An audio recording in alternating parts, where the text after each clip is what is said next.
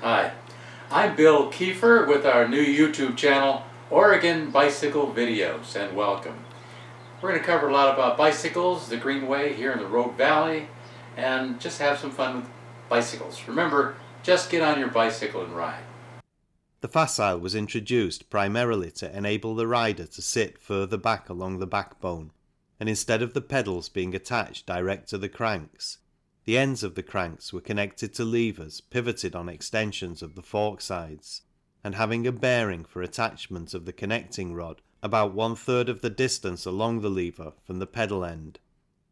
The rider therefore pedalled by pushing the levers down alternately and releasing the pressure at the end of the strokes. The facile was followed at a later date by the geared facile, which was the same design as the facile and had the same lever motion for pedalling, but included a sun and planet gear on the hub. Briefly, this consisted of a large tooth wheel on the axle and a crank extending beyond the edge of the wheel. Working in a bearing on the crank end was a small planet pinion or toothed wheel which meshed with the larger toothed wheel. Pressure on the pedal caused the planet wheel to travel around the larger sun wheel, and the road wheel was geared up to the extent of the added diameter of the planet wheel. Thus, if the planet wheel were 1/4 the size of the sun wheel, it geared up the road wheel of 45 inches to 56 1/4 inches or thereabouts. Then with a bound came the geared up front driver. The first was the Kangaroo, produced by Hillman, Herbert and Cooper. This machine had wheels of about 36 and 24 inches, the front of 36 inches being driven. To gear up the wheel, the fork blades were extended beyond the centre of the wheel towards the ground and bent slightly backward. At each end was a bearing for a separate crank, and attached to the crankshaft, which ran on a ball bearing and was very short, was a chain wheel. This wheel was slightly larger than a similar wheel on the hub, and the two wheels were connected by a chain. The arrangement was duplicated the other side of the main driven wheel, and, as already explained, owing to the gearing up, the wheel was turned about 1½ times for one complete turn of the crank axles. Many hundreds were sold, but owing to the short crank bearings and the difficulty in keeping the chains equally adjusted, the vogue was comparatively short-lived. The Kangaroo was followed by the geared ordinary and the Bantam, Boothroyd's patents. The first was a dwarf ordinary with a gearing at the front hub, which had the same effect as the chains and sprockets of the Kangaroo, but employed spur wheels with teeth all enclosed in a casing formed by the hub shell. The Bantam had smaller wheels and a similar gearing. Various attempts had been made about 1876–79 to design an absolutely safe bicycle.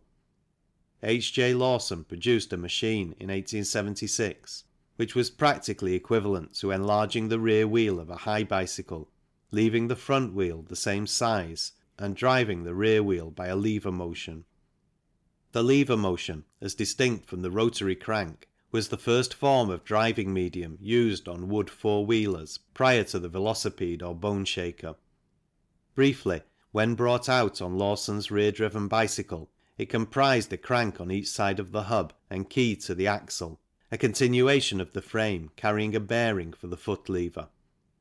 At a point along the foot lever, varying with the type of machine, was a bearing for a connecting rod which connected the crank on the hub axle to the foot lever in a similar way to the facile already described. The Singer Extraordinary Challenge was another model that was introduced to put the rider further back and down the backbone, and yet to leave him in a position where he could exercise power over the cranks. The machine resembled an ordinary, but had an abnormally raked fork at an angle of nearly 30 degrees.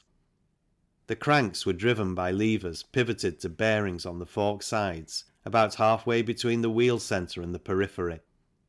There are various claimants to the credit of introducing the first rear-driven safety bicycle, where the wheels were practically of equal size, and the gearing up of the driven wheel being effected by a pair of chain wheels and a chain. Commercially, and it is the object of this book to show the growth of the industry from a business point of view, the honour is due to the late J.K. Starley, nephew of the original James Starley. Mr. Starley was in partnership with a Mr. Sutton in Coventry as a bicycle maker, and in 1885 to 86 designed the Rover safety bicycle, which has, quote, set the fashion for the world, as, say, the new Rover Cycle Company's advertisements. The original Rover was the forerunner of many famous safety bicycles, and numerous and ingenious were the designs brought out to obviate infringement of the original registered design and yet produce a safety bicycle with similar characteristics. Starley's frame connected the two wheels by forks, but there was no tube connecting the saddle and the bottom bracket, as was afterwards done by Thomas Humber at Beeston, Notts. An inspection of the illustration of the original Rover frame is the only way to understand what is meant by the above description.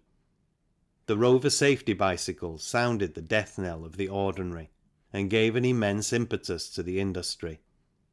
Humbers produced an open diamond frame with all the tubes straight, which was of course the correct method from an engineer's viewpoint. The Raleigh Company at Nottingham, then Woodhead, Angua and Ellis, made a similar machine. Makers sprang up all over the Midlands and in the London district. A famous road racing cyclist, Dan Albone of Biggleswade, designed the cross-frame safety bicycle, and this was largely copied by others too numerous to mention. Later, the designers of the famous Humber firm at Beeston near Nottingham introduced the Beeston Humber frame. This was the forerunner of the present-day safety bicycle and has been little altered to this day. Originally, the Beeston Humber had equal wheels of 28 inches, a straight tube diamond frame with a fairly long steering head, and the top tube sloped slightly upwards. Naturally, the model was copied by almost every manufacturer. Other models, of course, had a big run. A firm in London, G. L. Morris & Company, designed a popular machine about 1886 to 87.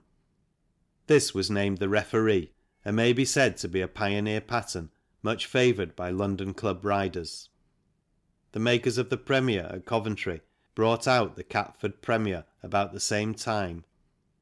None, however, survived the original Beeston Humber design, and although Coventry and Birmingham makers adhered for long to their pet patterns, they had to admit one by one the soundness of the original Humber model and introduce something as near to it as possible, without infringing the parts of it that were registered or patented.